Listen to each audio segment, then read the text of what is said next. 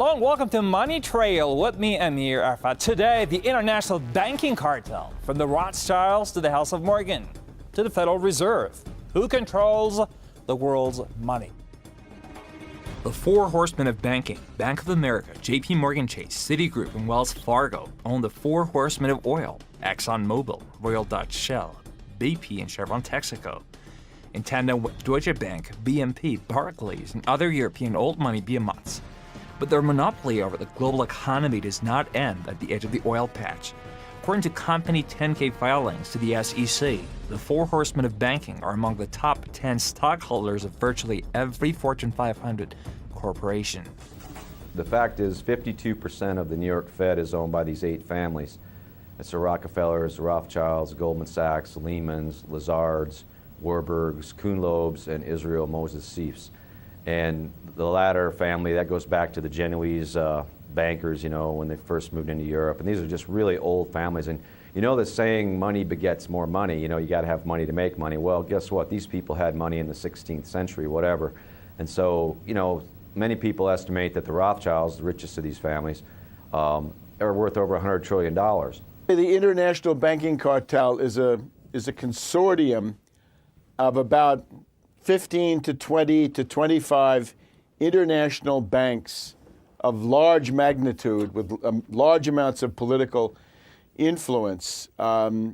These are the too big to fail banks around the world. They're too big to fail.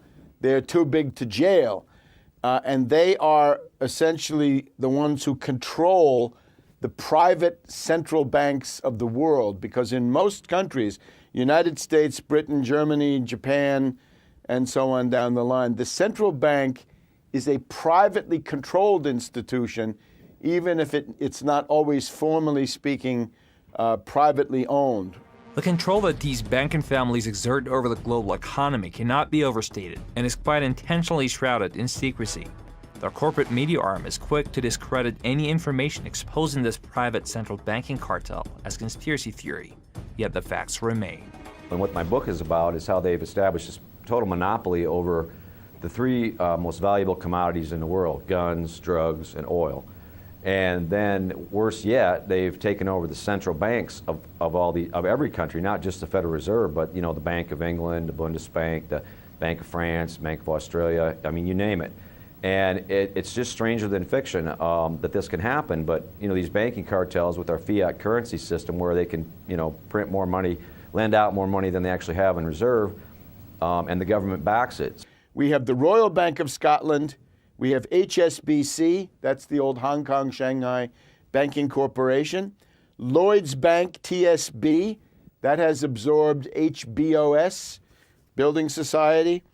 That is followed then by Bank of America, Citigroup, JP Morgan Chase, UBS, Credit Suisse, Deutsche Bank and Westdeutsche Landesbank of Germany, Société Générale of France, the Bank of Tokyo Mitsubishi UJF, Norin Chukin of Japan, Royal Bank of Canada, and Rabobank of the Netherlands. Now that group, 15, 16 banks, that is essentially the heart of the cartel.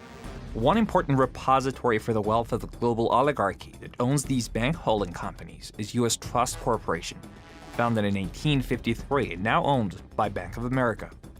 A recent U.S. Trust corporate director and honorary trustee was Walter Rothschild. Other directors included Daniel Davison of JP Morgan Chase, Richard Tucker of ExxonMobil, Daniel Roberts of Citigroup, and Marshall Schwartz of Morgan Stanley. Basically, it's like these families are running this printing press, and they get countries in debt, they get individuals in debt, they get companies in debt, and when those people go into debt and can't pay their loans back, then these bankers come in and seize the real asset, which is the house, the car, the Mexican National Cement Company, which is what they did in the Mexican debt crisis in 1997. The way they got out of that was they handed over other state assets to Asarco, and B&N took over the whole railroad in Mexico.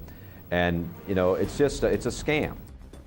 And now the world's biggest and perhaps oldest modern banking family. Ladies and gentlemen, the Rothschilds.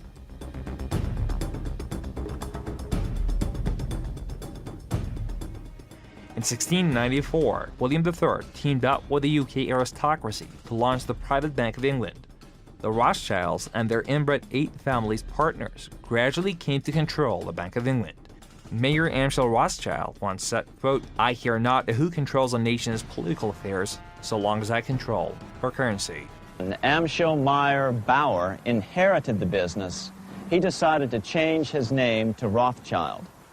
Amschel soon learned that loaning money to governments and kings was more profitable than loaning to private individuals.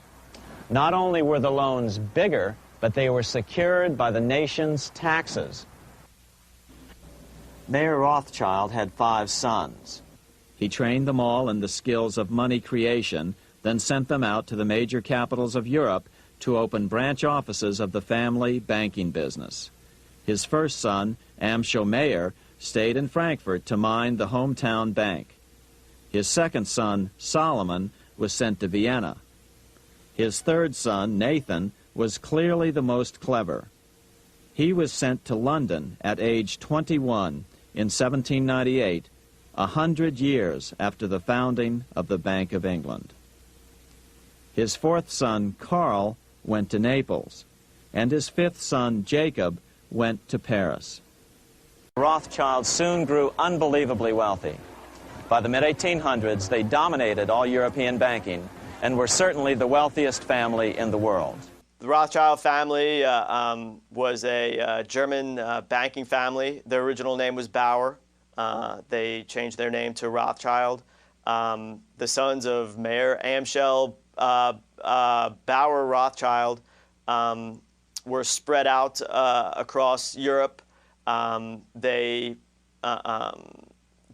funded all sides of all conflicts. I guess the most famous instance of that is when they funded the Duke of Wellington and Bonaparte's army. They financed the Crimean War, and they financed, Napoleon and all that stuff.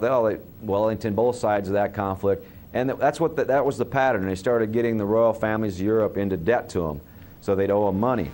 This is the Waterloo battlefield about 200 miles northeast of Paris in what today is Belgium. Here Napoleon suffered his final defeat, but not before thousands of French and Englishmen gave their lives on a steamy summer day in July of 1815. The outcome was certainly in doubt. In fact, had Napoleon attacked a few hours earlier, he would probably have won the battle.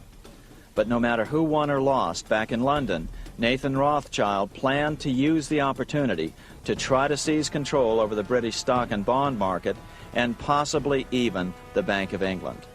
The day after the Battle of Waterloo, in a matter of hours, Nathan Rothschild came to dominate not only the bond market, but the Bank of England as well. Whether or not the Rothschild family seized control of the Bank of England, the first privately owned central bank in a major European nation and the wealthiest, one thing is certain. By the mid-1800s, the Rothschilds were the richest family in the world, bar none. Over 2 centuries, disguising what they're doing, disguising what the ownership of their corporations is. There is no reliable information on the magnitude of their wealth in this day and age. Author Frederick Morton estimates that by 1850, the Rothschilds were worth over $10 billion. Some researchers believe that their fortune today exceeds $100 trillion. That's how the Rothschilds started, was by funding these wars in Europe, and they just gained power. The Rockefellers in America were financed by the Rothschilds, along with the Kuhn-Loeb family. They financed Cecil Rhodes, making it possible for him to establish a monopoly over the diamond and gold fields of South Africa. In America, they financed the Harrimans and railroads, the Vanderbilts in railroads and the press, and Carnegie in the steel industry, among many others. In fact, during World War I, J.P. Morgan was thought to be the richest man in America. But after his death, it was discovered that he was actually only a lieutenant of the Rothschilds. By 1850, James Rothschild, the heir of the French branch of the family, was said to be worth 600 million French francs, $150 million more than all the other bankers in France put together. He built this mansion called Ferrier, just east of Paris. Wilhelm I, on seeing it, exclaimed, "Kings couldn't afford this. It could only belong to a Rothschild." At the heart of the whole Rothschild money accumulation was that relationship they had with these royals. And then, then they started acquiring control of all these central banks. And once again, once you have, $1 billion, easy to make 10 billion. Once you have 10 billion, 100 billion's nothing. Once you have that, 100 trillion's nothing. Today, the Rothschilds control a far-flung financial empire, which includes majority stakes in most world central banks. They are founding members of the exclusive $10 trillion Club of the Isles, which controls corporate giants Royal Dutch Shell, Imperial Chemical Industries, Lloyd's of London, Unilever, Barclays, Lorno, Rio Tinto Zinc, BHP Billiton. The Club of Isles is led by the Rothschilds and includes Queen Elizabeth II and other wealthy European aristocrats and black nobility. It dominates the world's supply of petroleum, gold, diamonds, and many other vital raw materials. You can't tell the difference between the Rothschilds and the Royals. It's all the same stuff. And they have joint investments. The biggest investment, I believe, is the Quantum NV Fund, which is based in Curacao, which interestingly is also home to the biggest oil refineries in the Western Hemisphere. It's just north of Venezuela. So they take all that Venezuelan crude, they take Nigerian crude there. They have these huge refineries, Royal Dutch Shell and ExxonMobil own them. And they also have this Quantum NV Fund. A lot of offshore stuff happens there. How about the American version of the Rothschilds? Who started banking in the U.S.? The House of Morgan presided over American finance from the corner of Wall Street, acting as quasi-U.S. central bank since 1838, when George Peabody founded it in London. The Morgan financial octopus wrapped its tentacles quickly around the globe. Morgan Grenfell operated in London. Morgan & Sue ruled Paris. The Rothschilds' Lambert cousins set up Drexel and Company in Philadelphia. The House of Morgan financed the launch of AT&T, General Motors, General Electric, and DuPont. Like the London-based Rothschild and Barings banks, Morgan became part of a power structure in many countries. Morgan was the official U.S. representative of the City of London and British banking. He was London's man in New York City. This gave him dominant power. A recession in 1893 enhanced Morgan's power. That year, Morgan saved the U.S. government from a bank panic, forming a syndicate to prop up government reserves with a shipment of $62 million worth of Rothschild gold. The origin of the situation we're in now, right? Where do we get this world banking cartel, and how do they control the finances and the central banks of these countries? It actually takes us back to 1895, and this was an attack on the United States organized by London and by Morgan. And the goal was to force the U.S. Off the gold standard by buying up all the gold that was in the backing of the U.S. dollar. And at the height of the crisis, there's a meeting between Grover Cleveland and the current Morgan of those days. Grover Cleveland was the president of the United States, and essentially Morgan said, London and I demand to control the U.S. public debt, and if you do that, we'll stop attacking the dollar. But if you don't, we'll wreck the dollar, we'll cause a depression, and that will be the end of you. And at that point, Grover Cleveland surrendered to London and to Morgan. Morgan was a driving force behind Western expansion in the U.S., financing and controlling westbound railroads through voting trusts. The House of Morgan was cozy with the British House of Windsor and the Italian House of Savoy. The Kuhn-Loebs, Warburgs, Lehmans, Lazards, Israel Moses Sieves, and Goldman Sachs also had close ties to European royalty. By 1895, Morgan controlled the flow of gold in and out of the U.S. The House of Morgan financed half the U.S. World War I effort, while receiving commissions for lining up contractors like GE, DuPont, U.S. Steel, Kennecott, and Sarco. Morgan also financed the British Boer War in South Africa and the Franco-Prussian War. The 1919 Paris Peace Conference was presided over by Morgan, which led both German and Allied reconstruction efforts. Money makes strange bedfellows. How the Morgans and Rockefellers came together. In 1879, Cornelius Vanderbilt's Morgan-financed New York Central Railroad gave preferential shipping rates to John D. Rockefeller's budding Standard Oil monopoly, cementing the Rockefeller-Morgan relationship. Morgan and Edward Harriman's banker Kuhn Loeb held a monopoly over the railroads, while banking dynasties Lehman, Goldman Sachs, and Lazard joined the Rockefellers in controlling the U.S. industrial base. The Morgans financed all the railroads, and Rockefeller at that time was, just another guy on the oil patch. And what he did is he cut deals with the railroads based on volume, that they would transport his crude at a better rate than other people got. And so, not only that, but he started selling oil. He started selling oil below cost to refiners. And what that did is it drove a lot of wildcatters out of business in Texas, Louisiana, because you can't sell oil for less than the price it costs to produce, right? Unless you're John Rockefeller. And so he ran them out of business, and then he bought all the refineries. But that's the most notable instance where J.P. Morgan, early on with the railroads helped the Rockefeller family, and vice versa. Well, what you have now is J.P. Morgan Chase. So see, the Chase Bank has always been the Rockefeller Bank, the big one, and along with Citigroup. But the Citigroup, James Stillman and some other families that have big chunks of that, Harkness family. But Chase has always been the Rockefeller Bank. In the insurance business, the Rockefellers control Metropolitan Life, Equitable Life, Prudential, and New York Life.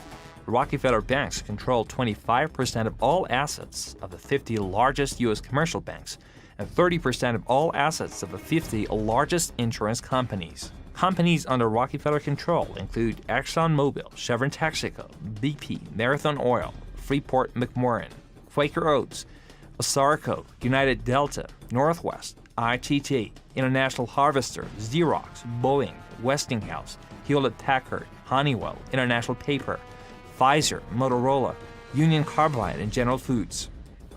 Speaking of the international banking cartel, how about the U.S. Federal Reserve? Where does the Fed stand? The Federal Reserve is a center of it. It's really one of the governing institutions. By the way, let me say, I write about this in my book, Surviving the Cataclysm, Your Guide Through the Greatest Financial Crisis in Human History.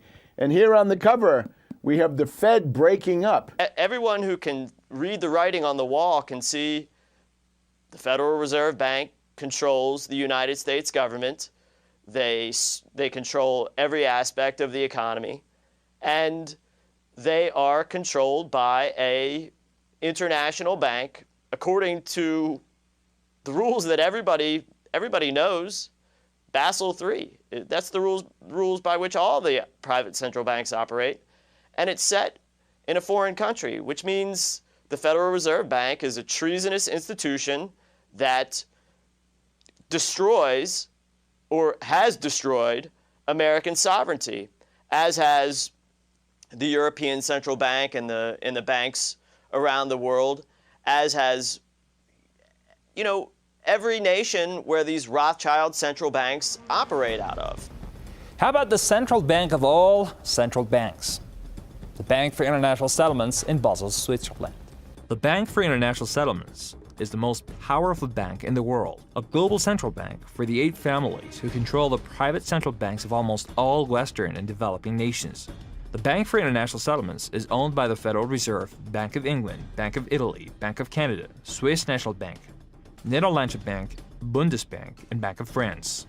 Naturally, it's a sinister institution, right? Secretive, wealthy, with no accountability, no transparency, no TV cameras, no nothing, all secret. This is the kind of thing that would have to end. It's hard to find out about it, for sure. This BIS crowd, Bank of International Settlements, it's in Basel, Switzerland. It's a central bank for central bankers. It keeps its head low. It's owned by the same families, and basically only comes out in times of extreme crisis. The Bank for International Settlements has been operating in Basel since, I believe, 1931, 1932. And it grows out of a distant world, but which is not so dissimilar from our own world. If you go back to the period after World War I, the most dangerous kind of financial debt were the reparations that Germany was required to pay billions and billions of dollars as a result of losing World War I and being blamed for World War I, which was not historically true. But it was impossible to have the reparations paid. Germany simply could not pay. Lord Keynes saw this at the time. Many others saw it at the time. So there were constant attempts to reorganize the reparations and keep them going. One was the Dawes Plan of 1923-24, and then there was the Young Plan of 1931-32, which also created the Bank for International Settlement. Historian Carroll Quigley wrote in his epic book Tragedy and Hope, the Bank for International Settlements was part of a plan to, quote, create a world system of financial control in private hands able to dominate the political system of each country and the economy of the world as a whole, to be controlled in a feudalistic fashion by the central banks of the world acting in concert by secret agreements. The international banking cartel that controls the central banks of all but 3 nations operates under the rules set by an international body called the Bank for International Settlements in Basel, Switzerland. And the central banks of the world, from the United States to Russia to China, they all operate under Basel III, is what's being transitioned into now. And Basel III is the rules by which all of these